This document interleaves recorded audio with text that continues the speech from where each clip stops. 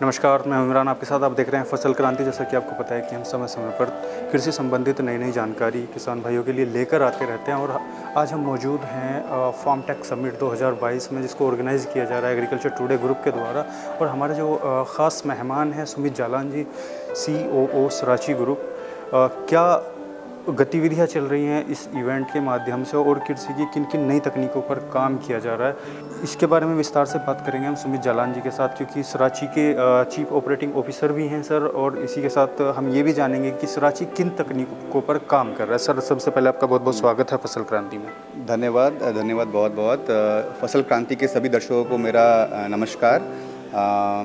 जैसे सर ने कहा कि सराची एग्रीमेक हमेशा से ही स्मॉल एंड मार्जिनल फार्मर कृषि भाइयों के साथ काम करते आई है, और अभी हाल ही में हम लोगों ने एक IoT ऑटोमेशन का डिवाइस लॉन्च किया है अपने पावर वीडर के ऊपर।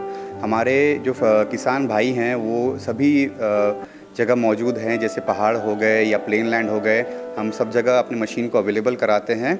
और जो हमने ये देखा था कि सभी किसान भाइयों का एक समस्या होती है कि जब वो मशीन भाड़े पे देते हैं तो उनको ये पता नहीं चलता है कि कितने घंटे मशीन यूज़ हुई, 1 घंटे 2 घंटे, कितने एकड़ में उन्होंने यूज़ किया। जो ऑपरेटर हैं, ऑपरेटर कभी कभी क्या होते हैं, वो अलग होते हैं ओनर से, ओन कोई और करता है, ऑपरेट कोई और करता है, तो उनको ये सही तकनीक समझ में नहीं आती है कि भाई कितना हमारी कमाई हुई। बिकॉज़ खाली तो हम मशीन को अपने खेत के लिए यूज़ नहीं करते हैं, हम किसी और के खेत के लिए भी अपने मशीन को देते हैं।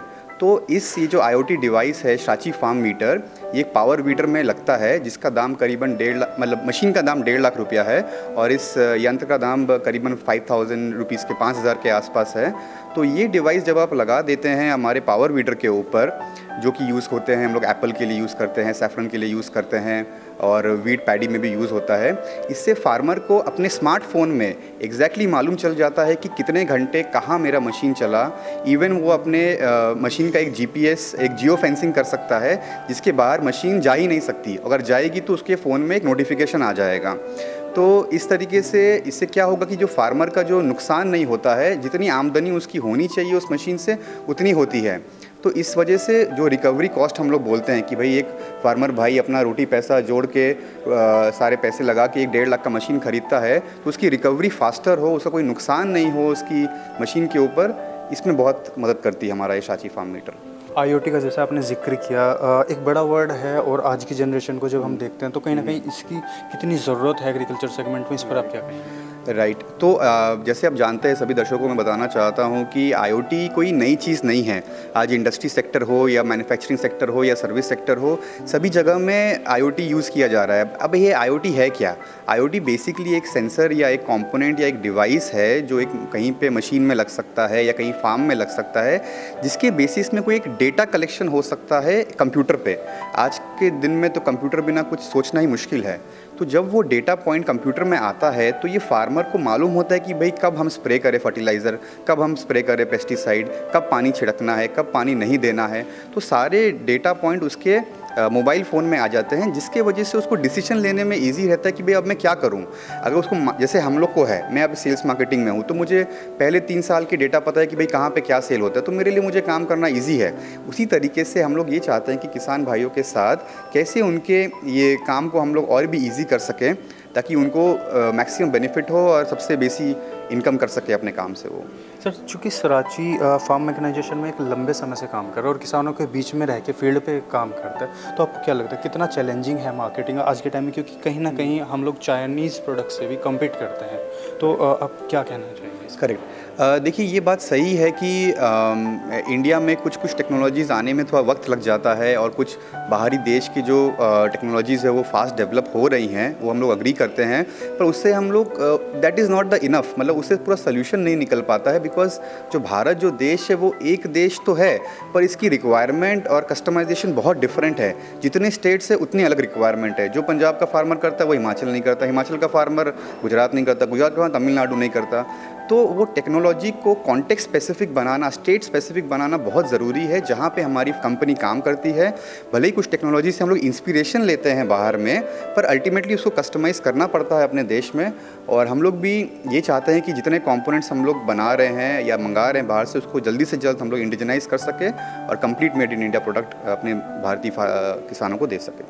अंत में चलते चलते मेरा आपसे एक सवाल रहेगा, आने वाले समय में सराची ग्रुप किन किन फार्म मैकेनाइजेशन तकनीकों पर या कृषि तकनीकों पर काम कर रहा है जिससे किसानों के लिए आसान? राइट। तो ये IoT और ऑटोमेशन को लेके कंपनी बड़ी सीरियस है हमारी।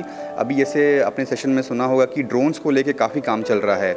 आज के दिन में हम लोग जान रहे हैं कि खान पान में सब्ज़ी, फल, हर चीज़ में आजकल दवाइयों की इतनी ज़्यादा यूटिलाइजेशन हो रही है कि ह्यूमन हेल्थ के लिए ख़राब होने लगा है। हम खा तो रहे हैं, सोच रहे हैं कि भला हो रहा है, पर शायद नुकसान ज़्यादा हो रहा है खाने से। क्यों हो रहा है? बिकॉज किसान भाई को ये नहीं पता आज के दिन में कि भाई कहाँ मैं दवाई छिड़कूँ। उसको लगता है कि जैसे भाई 200 लीटर है या 500 लीटर है, मेरे को छिड़क देना है बस, खाली करके मैं मेरा काम कंप्लीट कर दूँ ताकि मेरा फसल सही से हो जाए। बट ये ड्रोन फैसिलिटी से क्या होगा, एक तो भाई उसको पता रहेगा कि पूरा उसका जो एरिया है वो मैपिंग हो जाएगा कि यहाँ पे दवाई छिड़कना है, यहाँ पे पानी देना है, यहाँ पे फर्टिलाइज़र देना है। तो जितनी ज़रूरत होगी उतना ही वो देगा, उससे फसल भी सही रहेगा, उसकी कॉस्ट भी कम रहेगी और आमदनी बढ़ेगी। नंबर 1। नंबर 2, आज के दिन में जो पेस्टिसाइड स्प्रेइंग होते हैं उससे कितने डिजीज़, लंग्स डिजीज़ हो रहे हैं, और बहुत सारे केसेस में तो स्नेक बाइट से कितने फार्मरों की, किसान भाइयों की जान जा रही है। तो ये ड्रोन क्या करेगा, मतलब आप अपने लैंड के बाहर में खड़े होकर उसको पूरा आप सिस्टमाइज़ कर सकते हैं कि भाई ये मेरा लैंड है, यहाँ पे आप स्प्रे करके आ जाओ। तो फार्मर को, किसान भाई को और फार्म लैंड के अंदर जाने की ज़रूरत नहीं है, पूरा वो सॉफ्टवेयर में डाल के उसका काम पूरा हो जाना है। तो इस तकनीक पे हम बड़ा काम कर रहे हैं और इसको हम as a service model launch करेंगे ताकि इसको खरीदने की ज़रूरत ना पड़े। आज ये ड्रोन की कीमत है 10 लाख रुपए, 12 लाख रुपए, तो कहाँ से हमारा किसान भाई अफोर्ड कर पाएगा।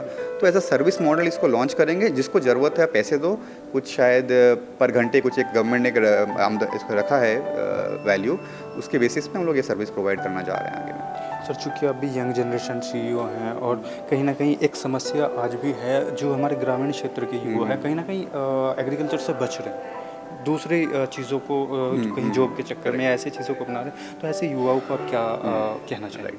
ये बहुत अपने सही मुद्दा रेज़ किया है कि भाई आज के दिन अगर किसानों के बच्चे, चाहे वो सन हो या डॉटर हो, अगर वो फार्मिंग में नहीं आएंगे तो फिर देश का क्या होगा, हमको कौन खाना प्रदान करेगा और देश चलेगी कैसे, दुनिया चलेगी कैसे। तो इसके लिए एक हमारे डॉक्टर मुर्तज़ा सर ने बहुत सही कहा था कि भाई स्कूल लेवल से एग्रीकल्चर के ऊपर फोकस देना बहुत ज़रूरी है। आज हमारे भी स्कूल लेवल पे एग्रीकल्चर पे इतना फोकस नहीं दिया गया था। सब समय हम लोग खाली IT के बारे में पढ़ते हैं या सर्विस सेक्टर के बारे में पढ़ते हैं या ऑटोमोबाइल के बारे में पढ़ते हैं। तो क्या है कि थोड़ी मेहनत वाला काम है, पर विद द जो टेक्नोलॉजीज़ अभी आ रही हैं, आने वाली जनरेशन इंस्पायर हो रही हैं। अभी मतलब देयर इज़ अ चेंज, अभी एक चेंज आ रहा है भारत कृषि विभाग में कि जहाँ पे मतलब वो लोग भी चाह रहे हैं कि आने वाली जनरेशन नए टेक्नोलॉजीज़ को अडॉप्ट करके इन पे फोकस करे।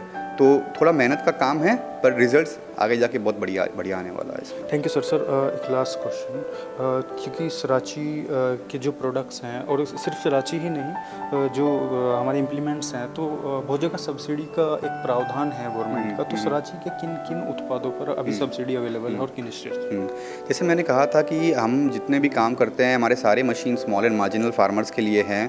हम लोग पहाड़ों में जिनके छोटे छोटे लैंड्स होते हैं उनके साथ भी काम करते हैं। तो हम सारी अपनी मशीन को farm machinery testing training and testing centre से टेस्टिंग कराते हैं, और हमारी आज के दिन जितनी प्रोडक्ट मार्केट में जा रही है सबका टेस्ट रिपोर्ट है और सब्सिडी में अवेलेबल है। तो ये सब्सिडी करीबन 40% से लेकर 50% तक मिलती है, जो कि बड़ी लाभदायक होती है। और हमारे सारे डीलर भाइयों को हमने ट्रेन किया गया है कि जितना से जितना फार्मर को सब्सिडी मिल सके उतना बेहतर होगा। तो ये सुविधा हम अपने सारे फार्मर भाइयों को देते हैं। ये थे हमारे साथ सुमित जालान जी, जिन्होंने विस्तारपूर्वक जानकारी दी कि किस तरीके से सराची ग्रुप काम कर रहा है, खासकर IoT को लेके, जो कि एक रिक्वायरमेंट के तौर पे उभर के आया है एग्रीकल्चर इंडस्ट्री में। सर हमारे साथ जुड़ने के लिए बहुत बहुत धन्यवाद। अधिक जानकारी के लिए देखते रहिए फसल क्रांति। Thank you.